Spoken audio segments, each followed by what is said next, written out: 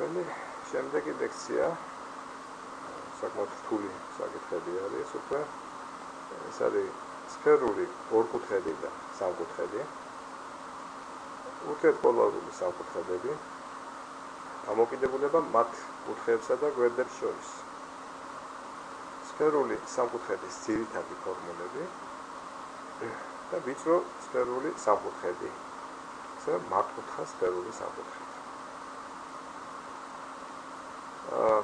საკმაოდ რთული საკითხებია ყველა მათგანის დაწვრილებითი განხილვა ძნელია და ნაწილი მათგანი ცხადია გადაინაცვლებს პრაქტიკულ მეცადინეობებზე მაგრამ ძირითადი ნაწილის განხილვა შეიძლება სფერული ორკუთხედი ამ შემთხვევაში ჩვენთვის დიდ ინტერესს არ წარმოადგენს ის იშვიათად ხდება აი წარმოიდგინეთ თქვენ რომ ადგეთ და სფერო დაჭრათ პოლუსიდან პოლუსამდე რანაირად ერთი მერიდიანი მთლიანად ჩრდილოეთიდან სამხრეთ პოლუსისაკენ და ასევე მეორე მერიდიანი რამდენიმე გრადუსით მისგან განსხვავებული ჩრდილოეთიდან სამხრეთ პოლუსისაკენ მიიღებთ ორ წვერს და ორ გვერდს დიდი წრის სკალებით ეს კერძო შემთხვევაა ხოლმე ასტრონომიაში თუ მისი აუცილებლობა იქნა ადვილად შეიძლება გამოვიყვანოთ სფერული სამკუთხედის ფორმულებიდან ამიტომ ჩვენ მას პირდაპირ ესე არ განვიხილავთ სფერული სამკუთხედი თავისთავად ასტრონომიის სტუდენტებისათვის მოულოდნელობა არ არის და ყველა ასტრონომს ძალიან კარგად ესმის რომ მთელი სამკუთხედები არის კერძო შემთხვევა ერთ-ერთი იშვიათი ასე ვთქვათ გამონაკლისი რომელიც ჩვენს სკოლის გეომეტრიაში და საერთოდ უმაღლეს მათემატიკაში ცხოვრება მაგრამ თავისთავად ძალიან მნიშვნელოვანი არის ასტრონომიაში ყველაფერი და არა მარტო ასტრონომიაში გეოგრაფიაშიც ბევრი რაღაცა ხდება სფეროს ზედაპირზე და როგორც წესი იქ შეუძლებელი არის ხოლმე განსაზღვრო ბრტყელი ფიგურებით რაიმე ამოთვალოს ერთ-ერთ რაიმე ამიტომ წარმოიდგინეთ თქვენ რომ სფეროს ზედაპირზე გაქვთ სამი წერტილი რომლებიც ერთმანეთთან შეერთებული ვერ იქნებიან სწორი ხაზებით ისინი იქნებიან შეერთებული სხვადასხვანაირი გლუვი ასე ვთქვათ ამობურცული ხაზების საშუალებით სკალების საშუალებით მაგრამ ასტრონომიაში განიხილება ყოველთვის ისეთი შეერთება როდესაც თითოეული წყვილი სფეროზე მდებარე წერტილებისა ერთმანეთთან დაკავშირებული არის დიდი წრის სკალით არა რაღაცა პატარა მონაკვეთი არამედ დიდი წრის სკალით მათ უნდა გაატაროთ და ის აუცილებლად უნდა გავიდეს ასე ვთქვათ სფეროს ბოლომდე და უნდა მოიცავდეს უნდა იყოს ეგრეთ წოდებული დიდი წრის სკალი ასეთი სამი წყვილი გადაკვეთის შემთხვევაში მიიღება როგორც წესი სფერული სამკუთხედი თქვენ უნდა დაივიწყოთ ახლა ზოგს უკვე დავიწყებულიც აქვს რომ სამკუთხედის კუთხეების ჯამი 180 გრადუსი ეს არის მხოლოდ სიფრთხეზე სფერული შემთხვევაში სამკუთხედის კუთხეების ჯამი პრაქტიკულად არასოდეს არ არის 180 გრადუსის სწორი თანაც ასტრონომიული ამოცანების გადაწყვეტის დროს ჩვენ გვჭირდება ისეთი სფერული სამკუთხედები რომლებიც თავისთავად რომელთა თითოეული კუთხე არ არის 180 გრადუსზე მეტი ანუ ისინი ნორმალური კუთხეებია რაც კი განმარტებები ვიცით ასე ვთქვათ მასში ჯდება ასეთ შემთხვევაში ჩვენ აი შეგვიძლია წარმოვიდგინოთ რა არის სფერული სამკუთხედი შეხედეთ ჩვეულებრივი სამკუთხედები აგებული ამ შემთხვევაში პირამიდის სახე აქვს უბრალოდ მიღებული და მათ ზედაპირებზე A წერტილთან სადღაც B და C წერტილები აღებული და ისინი ეს წარმოიდგინეთ რაღაცა ცენტრიდან ორ ცენტრიდან შემოგვევლო დიდი წრის სკალები ორი ცალი ნაწყვეტები AB და AC ასევე წარმოიდგინოთ ეს რაღაცა ეკვატორის ნაირი სიბრტყე იქ რო გაგვეტარებინა კიდევ დიდი წრის სკალი იგივე რადიუსით იგივე R რადიუსი და R არის OAC R-ია OC-ც და OB-ც ასეთ შემთხვევაში ეს შეერთებული ნახეთ სკალები სულ ყველა არის შეზნექილები რაღაცნაირად ხო ესენი აი ასეთნაირად წარმოიქმნება ეგრეთ წოდებული სფერული სამკუთხედი სფერული სამკუთხედები ბევრი არის ძალიან და ასტრონომიაში რამოდენიმე მათგანი ძალიან გამოკვეთილია და სხვანაირი დატვირთვა აქვს ასე ვთქვათ გამოკვეთილი სხვა დატვირთვა აქვს როგორც წესი რაც მე უკვე თქვი მინდა დაიმახსოვროთ რომ ძირითადი დამოკიდებულებები სფერული სამკუთხედის კუთხეებისათვის აი ესეთი არის ჩვენ დაგჭირდება როგორც უკვე თქვი, სამკუთხედები, რომელთა კუთხეები 180 გრადუსზე ნაკლები, ანუ არც ერთი მათგანი არ არის 180 გრადუსზე მეტი. ასეთ სამკუთხედებისთვის სამკუთხედის კუთხეების ჯამი 180-ზე მეტია ყოველთვის, მაგრამ არასოდეს არ არის სამჯერ 180-ზე მეტი. ანუ ნაკლებია 180, ანუ 180-დან 540 გრადუსამდე ასეთი სამკუთხედის კუთხეების ჯამი. ეს პრინციპული არა, ჩვენ მაგას არ დავთვლით ხოლმე, მაგრამ თუ კი ცნობილია ჩვენთვის ყველა ეს კუთხე, მაშინ ამ სამი კუთხის ჯამს მიჩვეულივე ვართ, წელი სამკუთხედისთვის 180 უდრის, არა, ამ სამი კუთხის ჯამს თუ დავაკლებთ ჩვენ 180 გრადუსს, ანუ რაც უნდა ყოფილიყო ბრტყელი სამკუთხედის შემთხვევაში, მივიღებთ აი სფერულ სიჭარბეს, ასე ვთქვათ. აი და ზუსტად ასევე ქვია ასტრონომიაში, რომ სფერული სიჭარბე არის სფერული სამკუთხედის სამი კუთხის ჯამს უნდა დავაკლებთ ბრტყელი სამკუთხედის კუთხეების ჯამს, რაც უნდა ყოფილიყო. ანუ ეს ბუნებრივია, ხო, ძალიან. მე მგონია ძალიან ნორმალურად შეიძლება, ასე ვთქვათ, განვიხილოთ. მე აქვე გითითებ თქვენ გამოყვანას სფერული ტრიგონოметრიის სამი ძირითადი ფორმულისა. სტუდენტები ეთხოვდნენ ხოლმე ამას და პრინციპში ახლა ჩვენ გვაქვს საშუალება შევიკავოთ უკვე ეს დაწვრილებით გავიაროთ. მოდით, შეგვიძლია გავაკეთოთ და დაუბრუნდეთ ნახას და ვიპოვოთ d კვადრატი ორი სხვადასხვა გზით. ეხლა საქმედაში არის ჩვენ უნდა ჩავწეროთ ეს როგორმე ჩვეულებრივი კოსინუსების თეორემის საშუალებით. აი d ჩვენთვის რა არის, ხო? არის თქვათ ერთი მხრიდან აგერ d როცა შეგვიძლია OD-სა და OS საშუალებით გამოვხატოთ. აი, ხედავთ ხო? DS კვადრატი არის OD-ის კვადრატს დამატებული OS კვადრატი. კოსინუსების თეორემა ამბობს, მას დაკლებული გაორკეცებული ნამრავლი ამავე გვერდების და გამრავლებული მათ შორის კუთხის კოსინუსზე. ნახეთ, კარგად დააკვირდით. აი, ეს გვერდი, აი ეს გვერდი. მათ შორის მდებარე კუთხე აი აქ არის. ქვედა სიბრტყეში, რომელიც გამოხატული არის A პატარა კალის საშუალებით. ანუ ამ კუთხისა და ამ კალის ზომა და იგივე არის. ამის წარმოქმნა ადვილია. ამიტომ ის ფორმულა მე მგონი საკმარისად კარგად და ადვილად ჩაიწერა. ეხლა ჩვენ თუ შევხედავთ მეორე სამკუთხედს, ნახეთ A, ED და იგივე ED-ის კვადრატს გამოვსახავთ. ED-ის კვადრატი უკვე იქნება AS კვადრატს დამატებული AD-ის კვადრატის, თუნდაც შევამოწმოთ ეს, ნახეთ, AD-ის კვადრატს დამატებული AS კვადრატი, დაკლებული გაორკეცებული ნამრავლი AD-ისი AS-ზე და გამრავლებული მათ შორის მდებარე კუთხის კოსინუსზე. მათ შორის ეს ბრტყელი სამკუთხედი არის, ცხადილად უნჩას, და ეს კუთხის წვეროს სახელი A და ეს კუთხეც A. ამ შემთხვევაში ესე არის გამოხატული.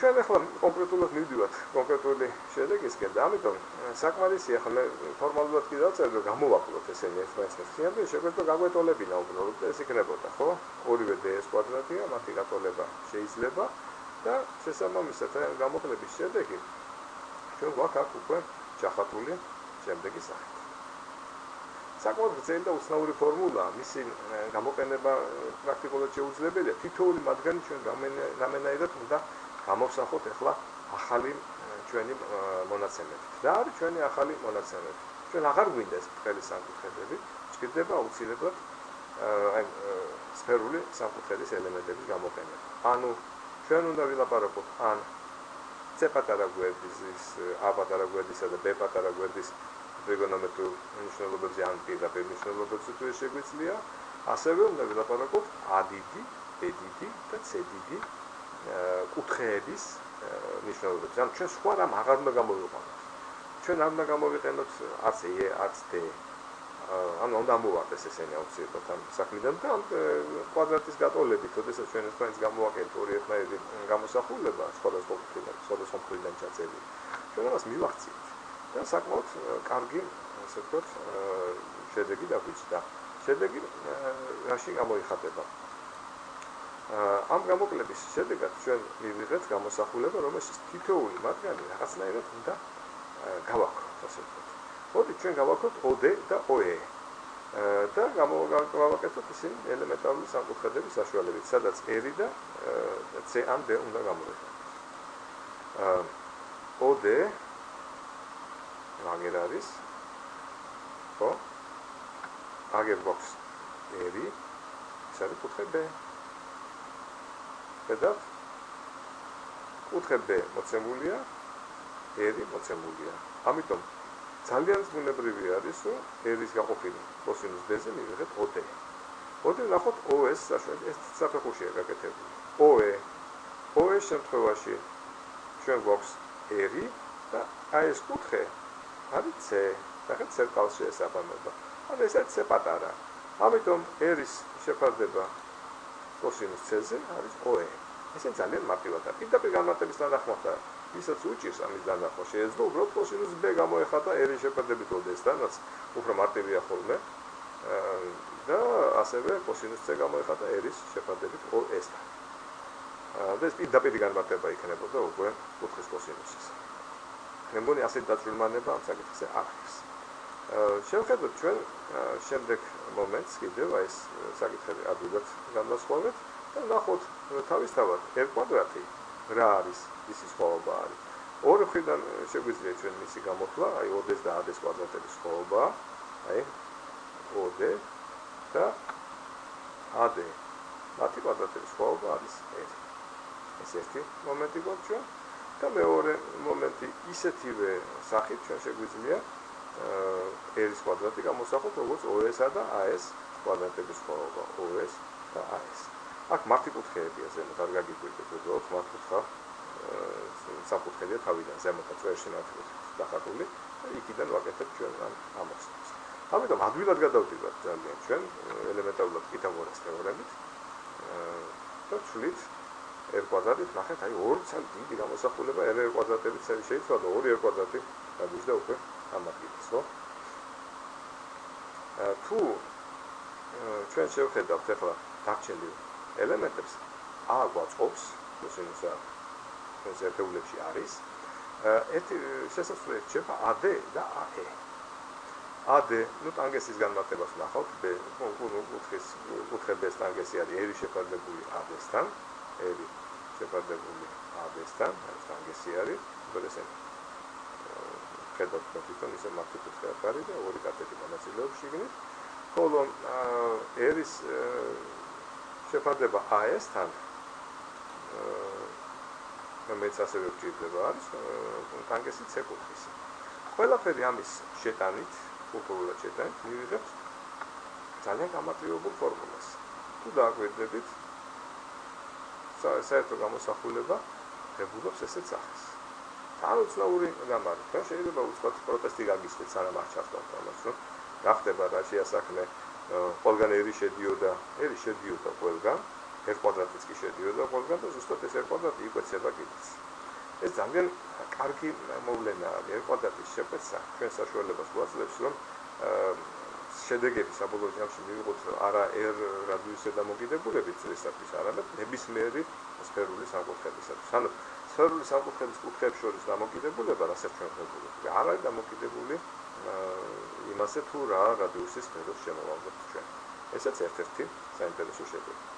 მიღებული ფორმულა სფერულ ასტრონომიაში და საერთოდ ასტრონომიაში ყოველთვის მოიხსენიება როგორც კოსინუსების ფორმა. ის გამოითქმის ესეთნაირად. გვერდის კოსინუსი პოლი არის დანარჩენი ორი გვერდის კოსინუსების ნამრავლს. დამატებული იმავე ორი გვერდის სინუსების ნამრავლი გამრავლებული მათ შორის მდებარე კუთხის კოსინუსი. თქმა ეს კუთხის კოსინუსი თავისთავად მათ შორის მდებარე კუთხის კოსინუსი თავისთავად არის საწყისი გვერდის მოპირდაპირე კუთხე. ამიტომ ჩვენ როგორც გინდათ ისე შეგიძლიათ ეს დაიმახსოვროთ. ცხადია ჩვენ შეგვეძლო ჩაგვეწერა ეს ყველაფერი არა მხოლოდ ვთქვათ აკუთხის კოსინუსის მიმართ, არამედ ეს აბსოლუტურად სიმეტრიულია, შეგვიძლია შევცვალოთ და სხვა კუთხე ჩავწეროთ შიგნით.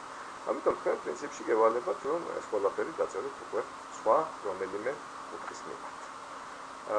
ვფიქრობ, რომ ეს საკმაოდ კარგი პროცესი არის და შეგვიძლია ჩავთვალოთ, რომ ყველაზე რთული საკითხი ამ ამოცანებიდან ჩვენ ამ შემთხვევაში გავაკეთებთ. მივიღეთ საყრდენი ფორმულა, კოსინუსების ფორმულა, რომლიდანაც შემდგომი გარდაქმნების შედეგად ძალიან მარტივად მიიღება ეგრეთ წოდებული 5 ელემენტის ფორმულა და ელემენტარული, მაგრამ ბევრი, ასე ვთქვათ, ჩასმების შედეგად მიიღება უკვე ჩვენთვის ასეთი სასურველი სინუსების ფორმულა, ანუ სინუსების თეორემა. ამით ჩვენ შეგვიძლია ვთქვათ, რომ ძირითადი პირველი ნაწილი ამ ლექციისა ამოწურდა.